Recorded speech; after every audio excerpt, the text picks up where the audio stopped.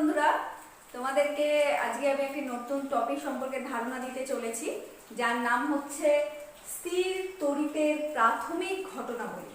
অর্থাৎ কোথাও যদি কোনো আধান স্থির অবস্থায় থাকে তাহলে সে কিভাবে আচরণ করে সেটি আজকে আমরা দেখব।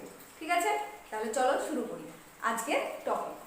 তো আজকের এই টপিকে আমরা যে যে বিষয়গুলি নিয়ে আলোচনা করব তা হলো যে তড়িৎ আধান কি জিনিস, ঘর্ষণ তড়িৎ সৃষ্টি করে, কিভাবে করে তার একটা কনসেপ্ট আমরা নিব। তাছাড়াও আমরা যেটা আলোচনা করব সেটা হচ্ছে যে আধান হচ্ছে দুই প্রকার, একটা হচ্ছে পজিটিভ, একটা হচ্ছে নেগেটিভ। তাছাড়াও বিকর্ষণী হচ্ছে তড়িৎগ্রস্ততার চূড়ান্ত প্রমাণ, সেটি দেখব। তারপরে দেখব তড়িৎ যে সৃষ্টি হচ্ছে তার ইলেকট্রনীয় তত্ত্ব, মানে ইলেকট্রন দিয়ে আমরা এই ঘটনাগুলিকে কিভাবে ব্যাখ্যা করব। তাছাড়াও আধানের অপরিবর্তনীয়তা দেখব, আধানের নিত্যতার সূত্র দেখব, তাছাড়াও দেখব কনজারভেশন অফ আধান। ঠিক আছে, এই কিছু কিছু বিষয় আমরা দেখব।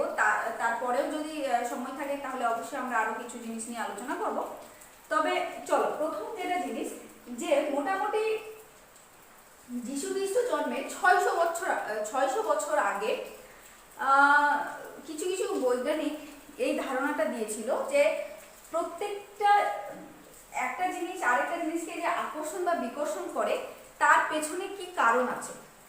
মানে এমনটা তো না যে, যেমন একটা বাস্তব উদাহরণ দিয়ে বলি, যে আমরা যখন চিরুনি করি, ঠিক আছে, তখন দেখি যে চুল চিরুনির সঙ্গে আটকে যাচ্ছে, ঠিক আছে, বা পটপট আওয়াজ হচ্ছে। অথবা ছোটবেলায় আমরা যখন দেখেছি পড়তাম তখন হয়তো করেছি যে পেন দিয়ে যদি চুলকে ঘষা যায় আর সেইখানে যদি কাগজের টুকরো রাখা হয় তাহলে সেটাকে আকর্ষণ করে।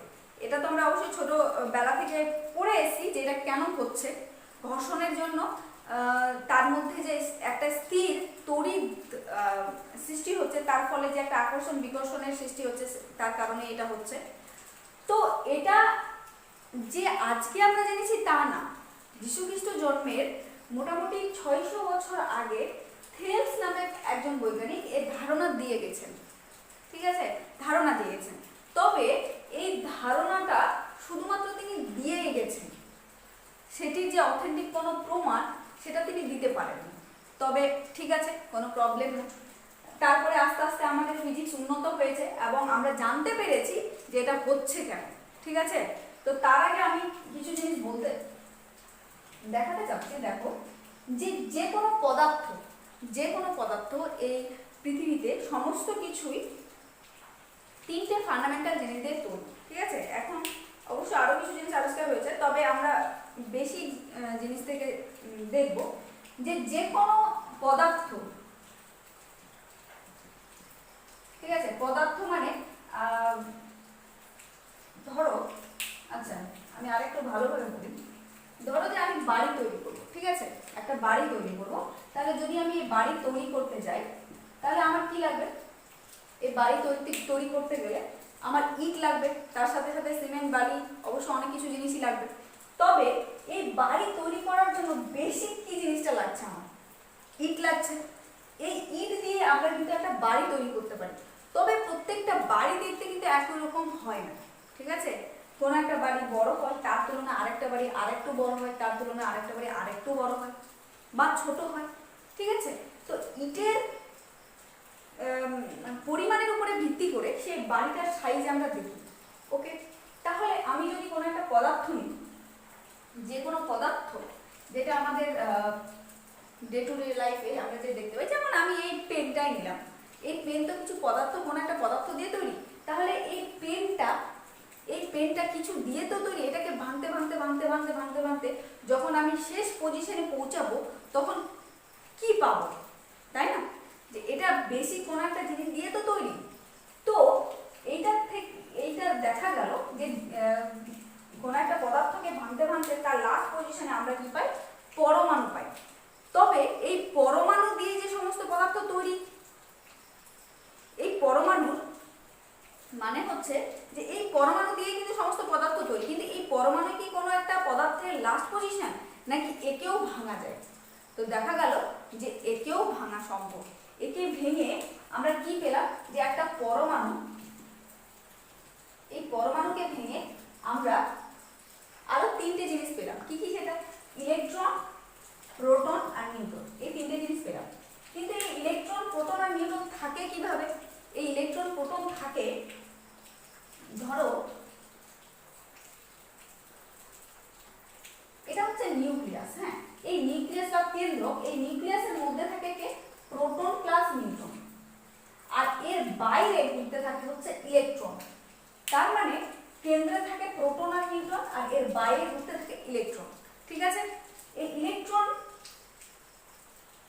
এর পরিমাণ, এই বিভিন্ন কক্ষপথে ইলেকট্রন কিন্তু বিভিন্ন সংখ্যক থাকে। এমনটা না যে প্রত্যেকটা পরমাণুতে ইলেকট্রন সংখ্যা সমান বা প্রোটন সংখ্যা সমান, একদমই না। প্রত্যেকটা পরমাণুর প্রোটন সংখ্যার উপরেই ভিত্তি করে, যেমন আমি বললাম যে ইট যেমন পরিমাণে আমি লাগাবো, সেই বাড়িটা ঠিক তেমনই দেখতে হবে, যদিও না প্রত্যেকটা বাড়ি ইট দিয়েই তৈরি, ওই রকমই প্রত্যেকটা পরমাণু ইলেকট্রন, প্রোটন এবং নিউট্রন দিয়ে তৈরি হলেও তাদের প্রত্যেকের ভৌত এবং রাসায়নিক ধর্ম আলাদা হয়। কেন? কারণ তাদের মধ্যে এই কণিকাগুলো আলাদা আলাদা থাকে সংখ্যায়। প্রোটনের পরিমাণের উপরেই ভিত্তি করে তার কিন্তু মৌলিক ধর্মটা নির্ধারণ করে। ঠিক আছে? তাহলে পরমাণুর একটা সাধারণ ধারণা আমরা পেলাম যে একটা পরমাণু দিয়েই কিন্তু সমস্ত পদার্থ তৈরি, মানে পরমাণু দিয়েই সমস্ত পদার্থ তৈরি। ঠিক আছে? যেমন হচ্ছে কার্বনের একটা পরমাণু আছে, নাইট্রোজেনের একটা পরমাণু, হাইড্রোজেনের একটা পরমাণু, অক্সিজেনের পরমাণু। এই সমস্ত পরমাণু দিয়ে এক একটা পদার্থ তৈরি। যেমন আমি বলতে পারি এটা একটা পদার্থ, এই পদার্থকে ভাঙতে ভাঙতে লাস্ট পজিশনে গিয়ে আমি কি পাবো? পরমাণু পাবো। কিন্তু এই পরমাণু যে লাস্ট সেটা না, এই পরমাণুটাও কিন্তু তিনটে কণিকা দিয়ে তৈরি, সেটা হচ্ছে ইলেকট্রন, প্রোটন এবং নিউট্রন। এর প্রত্যেকের এক একটা আধান আছে। যেমন ইলেকট্রনের আধান হচ্ছে নেগেটিভ, প্রোটনের আধান হচ্ছে পজিটিভ, আর নিউট্রনের আধান নিউট্রন। আমরা এভাবে করে মনে রাখতে পারবো, proton positive PP, neutron neutral, তাহলে অবশ্যই ইলেকট্রনটা কি হবে? নেগেটিভ হবে। ঠিক আছে? এটা আমাদের ধরে নাও, একদমই ধরে নাও আমরা ইলেকট্রনটা আধান নেগেটিভ, প্রোটনের আধান পজিটিভ, আর অবশ্যই এরা এক একটা কণিকা, মানে এদের কি থাকবে? প্রত্যেকের ভর থাকবে। ঠিক আছে? প্রত্যেকের কি থাকবে? ভর থাকবে, ভার কিন্তু না, ভর। প্রত্যেকের কিছু না কিছু ভর থাকবে। তো দেখা গেছে ইলেকট্রনের ভর হচ্ছে 9.1 × 10⁻31 কেজি। এক একটা ইলেকট্রনের ভর এত, অথবা এক একটা ইলেকট্রনের আধান হচ্ছে -1.6 × 10⁻19 কুলম্ব। আর এটাই হচ্ছে এক একটা প্রোটন প্লাস 1.6 × 10⁻19 কুলম্ব। আর নিউট্রনের আধান তো 0 হয়। ঠিক আছে? নিউট্রনের আধান 0 হয়।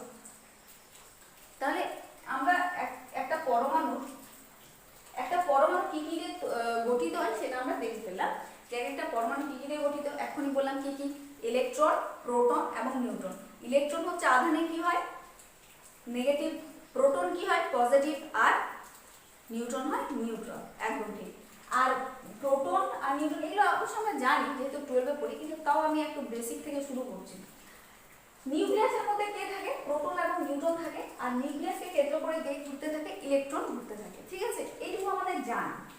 এবার প্রত্যেকটা পরমাণু কি হয়, যেমন আমরা বলি যে এটা একটা পদার্থ, এই পদার্থকে হাত দিলে আমার কিন্তু শক লাগছে না, বা আমি যদি এখন কাগজের টুকরো রেখে একে আকর্ষণ করাতে চাই, তাহলে কিন্তু এ কি করবে না? আকর্ষণ করবে না। যেমন কাগজের টুকরো রেখেছি, এটাকে নিয়ে যদি আমি এর কাছে নিয়ে আসি, তাহলে কিন্তু এ কি করছে না? আকর্ষণ করছে না। ঠিক আছে? আকর্ষণ করছে না কেন? কারণ এখন এ নিস্তরিত অবস্থায় আছে, এর মধ্যে কোনো আধান নেই। কিন্তু আমি তো এখনই বললাম যে একটা পরমাণু কি কি দিয়ে তৈরি? ইলেকট্রন, প্রোটন আর নিউট্রন দিয়ে তৈরি। আর আমি এটাও বললাম ইলেকট্রন হচ্ছে নেগেটিভ আধান, প্রোটন হচ্ছে পজিটিভ, আর নিউট্রন নিউট্রন। তো এদের কিছুটা আধান আছে। যেমন ইলেকট্রনকে যখন উপরওয়ালা তৈরি করেছিল, তখনই একে একটা আধান দিয়ে পাঠিয়ে দিয়েছিল। মানে তুমি এক একটা ব্যাগ ধরতে পারো, যে ইলেকট্রনটা এক একটা আধানের প্যাকেট। ঠিক আছে? এক একটা প্যাকেটের মধ্যে কত করে আধান হচ্ছে? 1.6 × 10⁻19 কুলম্ব, আর অবশ্যই সামনে মাইনাস। আর প্রোটনের মধ্যে সেম পরিমাণই আধান আছে, শুধুমাত্র পজিটিভ 1.6 × 10⁻19 কুলম্ব। ঠিক আছে? তোমরা এটাকে এক একটা প্যাকেট ধরতে পারো, আধানের প্যাকেট। এক একটা ইলেকট্রনের প্যাকেট যেমন আমরা চকলেট খাই, চকলেটের এক একটা প্যাকেটের মধ্যে এক একটা চকলেট থাকে, তেমনি ইলেকট্রনটাকে তুমি এক একটা আধানের প্যাকেট ধরতে পারো।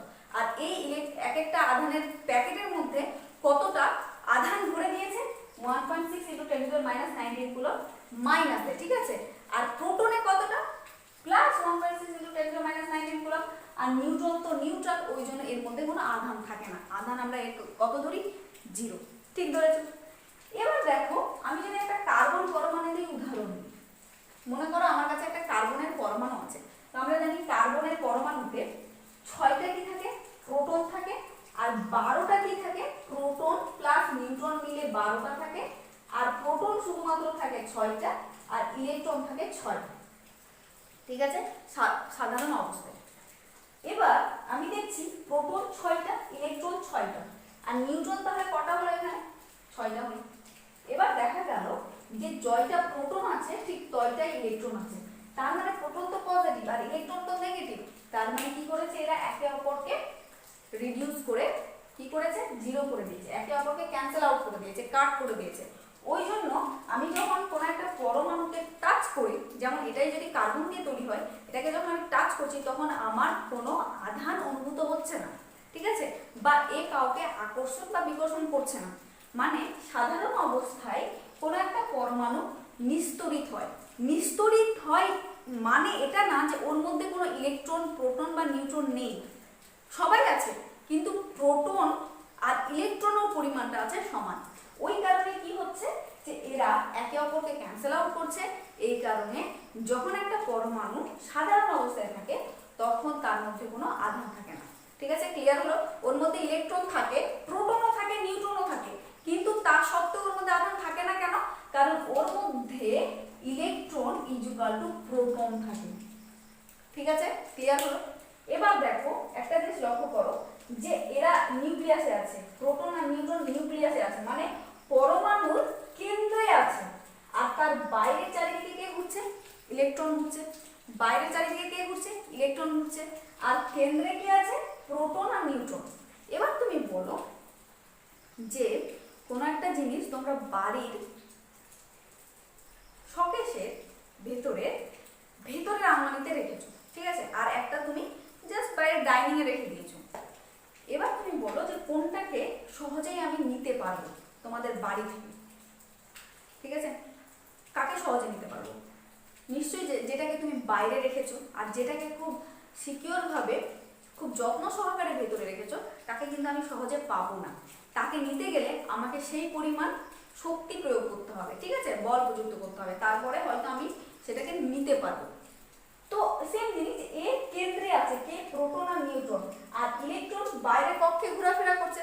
তাহলে আমরা খুব সহজে কাকে বের করতে পারবো, খুব সহজে আমরা কাকে বের করতে পারবো, ইলেকট্রনকে, একদম ঠিক, খুব সহজে আমরা কাকে বের করতে পারবো, ইলেকট্রনকে বের করতে পারবো। এবার দেখো খুব সুন্দর একটা ইন্টারেস্টিং জিনিস এখানে আমরা পেয়ে যাব, যে আমি যদি কার্বনেরই উদাহরণ নিই, কার্বন প্রথমে ইলেকট্রন সংখ্যা কত ছিল, 6, প্রোটন সংখ্যা 6, আর তোমার হচ্ছে নিউট্রন সংখ্যা হচ্ছে 6। তাহলে এটা যদি কার্বনের পরমাণু হয় তাহলে প্রথম কক্ষে থাকে দুটো, জানা আছে আমার, আর বাকিগুলো থাকে তার পরের কক্ষে, তাহলে 2টা আর 4টা মিলে 6টা, তার মানে এর বাইরের কক্ষে 1 2 3 4, ঠিক আছে, 4টা থাকে। এবার আমি যখন এর বাইরের কক্ষ থেকে বের করতে চাইবো, মানে আমি যখন এর থেকে ইলেকট্রন বা প্রোটন বের করতে চাইবো, তো বাইরের কক্ষ থেকে বের করা খুবই সহজ, কারণ যত ওরা হচ্ছে কেন্দ্রের কাছাকাছি থাকে তত ওরা সিকিউর থাকে, যত আমি দূরে যাবো তত সহজে আমি ওকে বের করতে পারবো, ঠিক আছে। তাহলে বাইরের কক্ষ থেকে আমি খুব সহজেই ইলেকট্রনকে বের করতে পারবো। মনে করো যে আমি এখান থেকে এখন একটা ইলেকট্রনকে বের করে নিলাম, ঠিক আছে, একটা ইলেকট্রনকে ঘর্ষণের প্রভাবে হোক বা যে কোনো প্রকারে আমি একটা ইলেকট্রনকে বাইরের কক্ষ থেকে বের করে নিলাম, ওকে।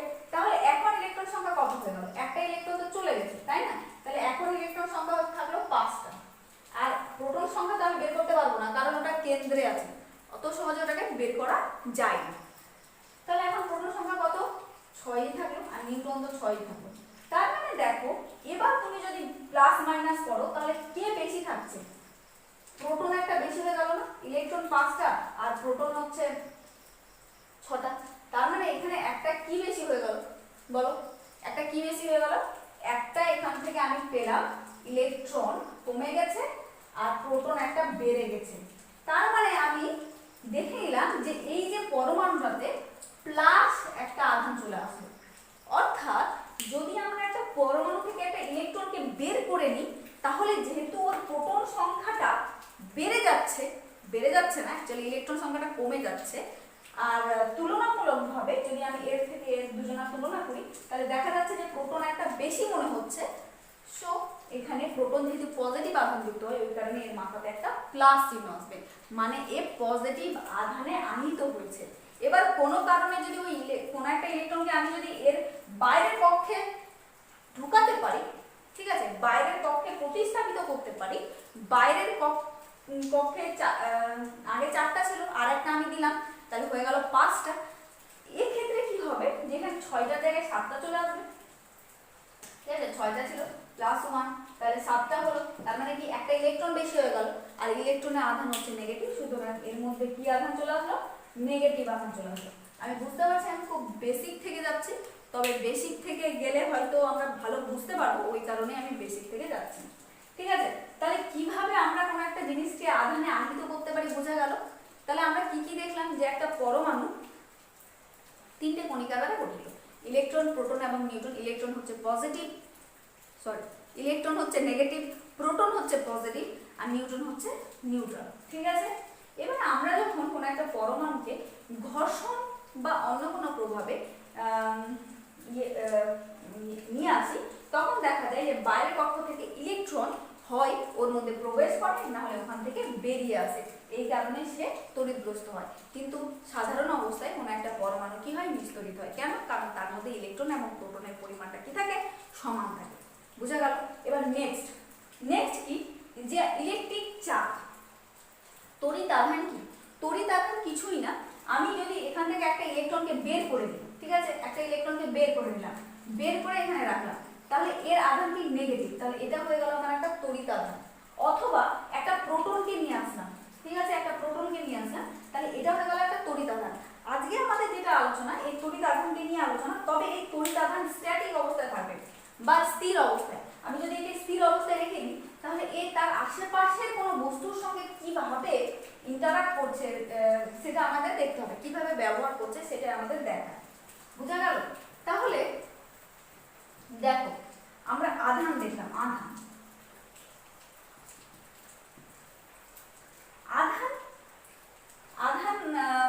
আধানের একক দেখতে হবে আমাকে, যে আমাকে আধান তো মাপতে হবে কি না, যেমন আমরা প্রত্যেকটা জিনিসকে পরিমাপ করি তেমন আমাদেরকে আধানও পরিমাপ করতে হবে। তবে প্রথমে আমি বলেই ফেলেছি যে এক একটা ইলেকট্রনে কত আধান থাকে, -1.6 × 10⁻⁹ কুলম।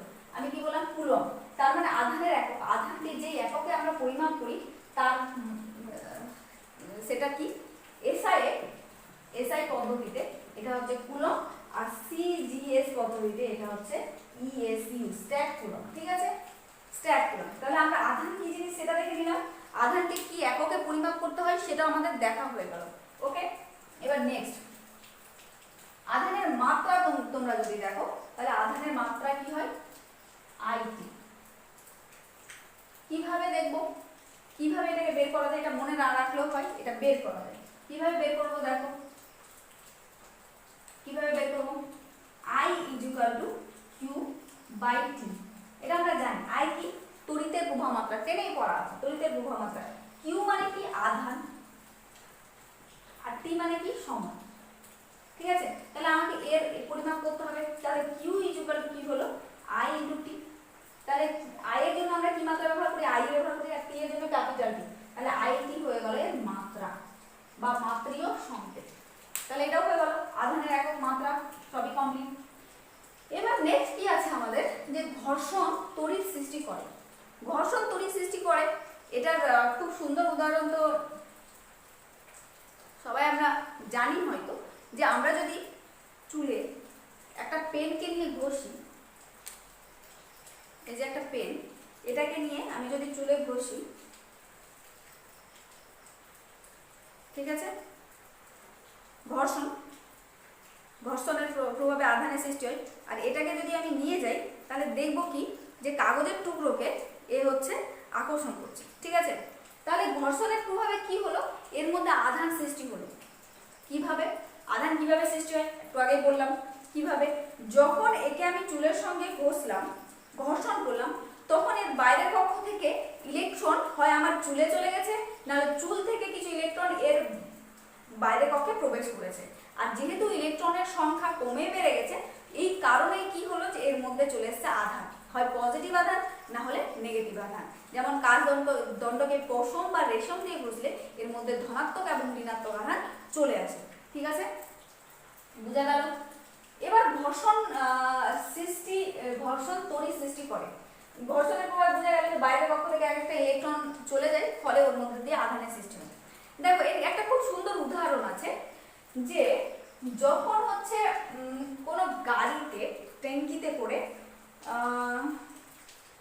পেট্রোল বা ডিজেল নিয়ে যাওয়া হয়, ঠিক আছে, পেট্রোল বা ডিজেল নিয়ে যাওয়া হয়, লক্ষ্য করবে যে ওই গাড়ির নিচে একটা শিকল ঝুলতে যায়। কেন ওটা কেন দেওয়া হয়? দেখো, যখন কোনো একটা গাড়ির মধ্যে বা যে কোনো জায়গায় গাড়ির মধ্যে, স্পেশালি আমি এই কেসটা কেন বলছি, কারণ এর প্রভাবে অনেক দুর্ঘটনাও ঘটেছে। মনে করো এই গাড়ির এই ট্যাঙ্কির মধ্যে আমি এলপিজি বা পেট্রোল ভরে নিয়ে যাচ্ছি, ঠিক আছে, পেট্রোল ডিজেল যাই বলো না কেন নিয়ে যাচ্ছি, এক জায়গা থেকে অন্য জায়গায় নিয়ে যাচ্ছি। যখন গাড়িটা চলে তখন এর মধ্যে কি হয়, ঝাঁকুনি সৃষ্টি হয়, আর যার প্রভাবে একটা ঘর্ষণ বলের সৃষ্টি হয়।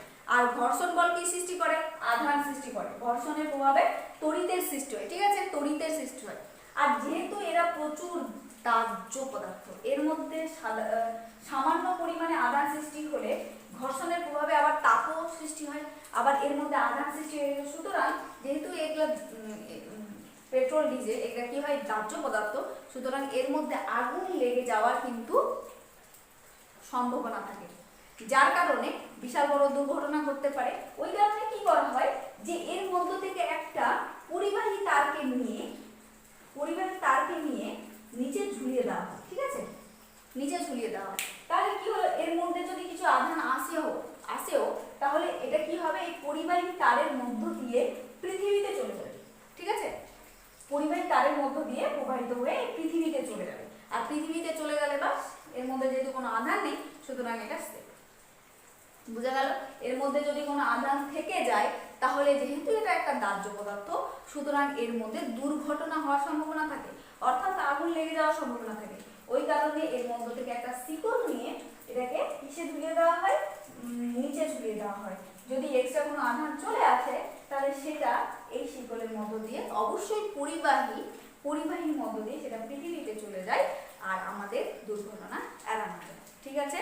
তাহলে আমরা বোঝা গেল যে ঘর্ষণের প্রভাবে কিসের সৃষ্টি হয়, তড়িতের সৃষ্টি হয়। শুধু যে ঘর্ষণের প্রভাবে তড়িতের সৃষ্টি হয় তা না, আরো অনেকভাবে সৃষ্টি হয়। তবে আজকের এটুকুই আলোচনা করব, পরবর্তীতে আরো অনেক আছে যার আমাদেরকে ক্যালকুলেশন করতে হবে, ঠিক আছে।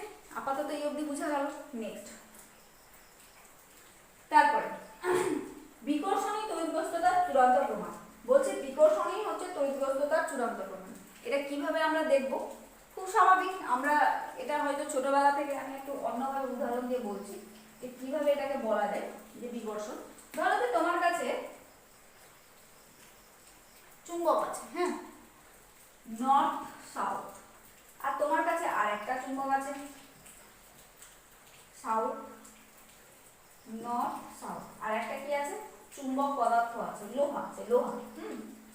দেখো এটাকে তুমি যদি কাছে আনো তাহলে একে আকর্ষণ করবে, আর তুমি যদি একেও কাছাকাছি নিয়ে যাও তাহলে একেও আকর্ষণ করবে, তাই কি না? কিন্তু তুমি বুঝবে কি করে যে এটা না এটা চুম্বক, ঠিক আছে, কারণ এ তো দুজনকে আকর্ষণ করছে। কিন্তু এবার আমি যদি এটাকে ঘুরিয়ে দিই, এটাকে যদি সাউথ আর এটাকে যদি নর্থ করি, তাহলে আমরা কি জানি যে সমমেরু পরস্পরকে বিকর্ষণ করে, ঠিক আছে, অপোজিট অ্যাট্রাক্টস। আচ্ছা, আমি কিন্তু এটা অবশ্যই বলতে চাইনি যে অপোজিট অ্যাট্রাক্টস মিন্স যে ছেলে মেয়ে একে অপরকে আকর্ষণ করে, আমি বলতে চাইনি এটা, আচ্ছা তোমরা যদি মনে করে নাও তো মনে করে নাও, সেটা নিয়ে কোনো সমস্যা নেই, কারণ প্রত্যেকটা জায়গায় একই জিনিস ঘটে যে অপোজিট অ্যাট্রাক্টস, যেমন হচ্ছে পজিটিভ পজিটিভ পরস্পরকে বিকর্ষণ করে, নেগেটিভ পজিটিভ পরস্পরকে আকর্ষণ করে, তাই না? সেম এখানেও তাই হচ্ছে। দেখো যে সাউথ সাউথ পোল পরস্পরকে বিকর্ষণ করছে, করলো, তখনই আমি বলতে পারবো, যখন বিকর্ষণটা দেখলাম তখন আমি কনফার্ম হয়ে গেলাম যে হ্যাঁ এটাও চুম্বক ছিল, এটাও চুম্বক ছিল, না হলে এটা সম্ভব নয়। ওকে, কিন্তু এটাকে আমি যতই উল্টে দিই না কেন, এর প্রত্যেক ক্ষেত্রে একে আকর্ষণ করবে।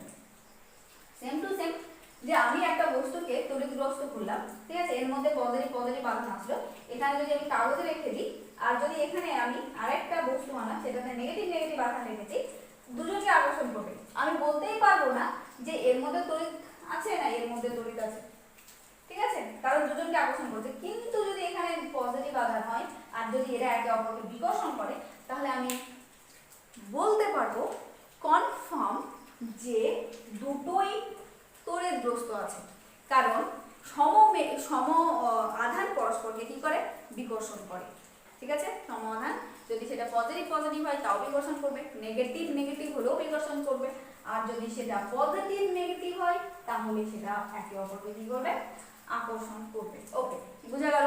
তাহলে আকর্ষণ তড়িৎগ্রস্ততার চূড়ান্ত প্রমাণ নয়, কারণ একটা তড়িৎগ্রস্ত হলেই সে অপরকে আকর্ষণ করবে, কিন্তু যদি দুটোই তড়িৎগ্রস্ত হয় আর সম আধানে তড়িৎগ্রস্ত হয় তবে তারা কি করবে, একে অপরকে বিকর্ষণ করবে। ক্লিয়ার হলো, বুঝা গেল? এবার নেক্সট, এটা তো হয়ে গেল, এটা হয়ে গেল। নেক্সট তড়িৎ হয়ে গেল, তড়িতের ইলেকট্রনীয় তত্ত্ব। এটা আমি আগেই বলে দিয়েছি যে তড়িতের ইলেকট্রনীয় তত্ত্ব, যে ইলেকট্রন যখন কোন একটা পরমাণুতে প্রবেশ